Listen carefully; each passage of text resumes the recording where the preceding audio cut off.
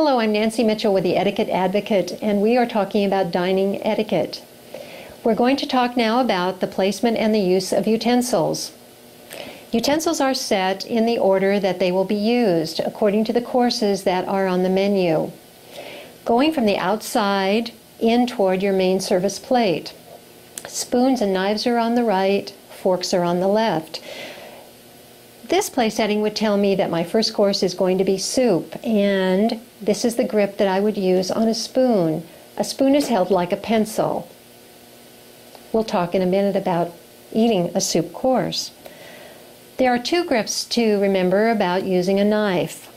A knife can be used as a cutting implement, where your index finger is placed on the joint between the handle of the knife and the blade of the knife, and it is used to cut something like meat, the entree, vegetable.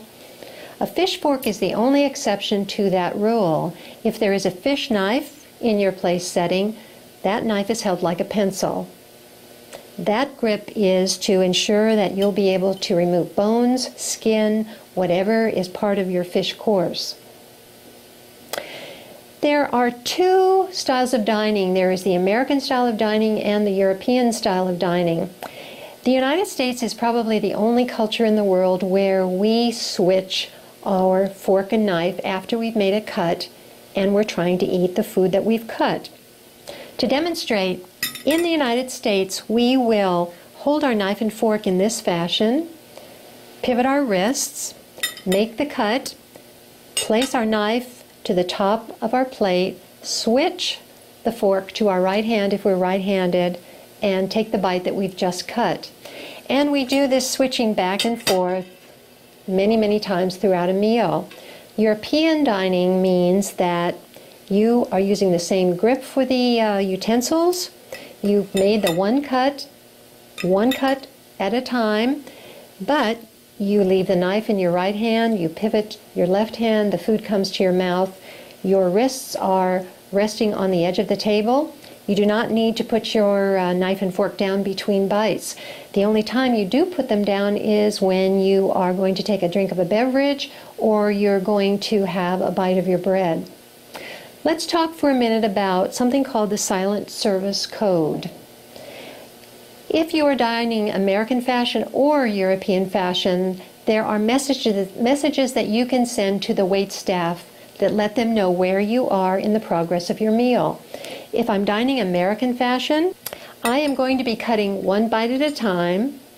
When I need to take a break to take a beverage or to leave the table for some reason, I am going to place my knife and fork in such a way that there is a space between them. They're on the right side of my plate. I'm sending a message to the wait staff that I am not finished with this course.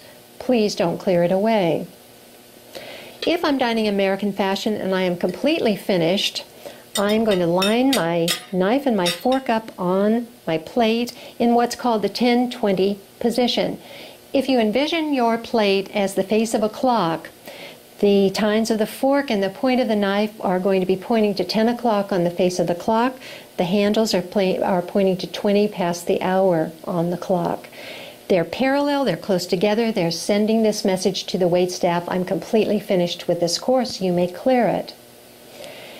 Now let's talk briefly about the European style of dining. Again, the grip on the silverware is the same. But the difference is I am not going to be putting my knife down and switching my fork back to my right hand between each and every bite. I'm going to be making that cut. I'm going to be pivoting my left hand to bring that bite to my mouth. I have my elbows very close to my body. I have my wrists resting on the edge of the table. And I continue in this fashion until I need to take a sip of a beverage or I'll leave the table for some reason. At that point, I'm dining European style. I am going to crisscross my knife and my fork to send again this silent service code to the waitstaff that I am not finished with this course, please don't clear it away.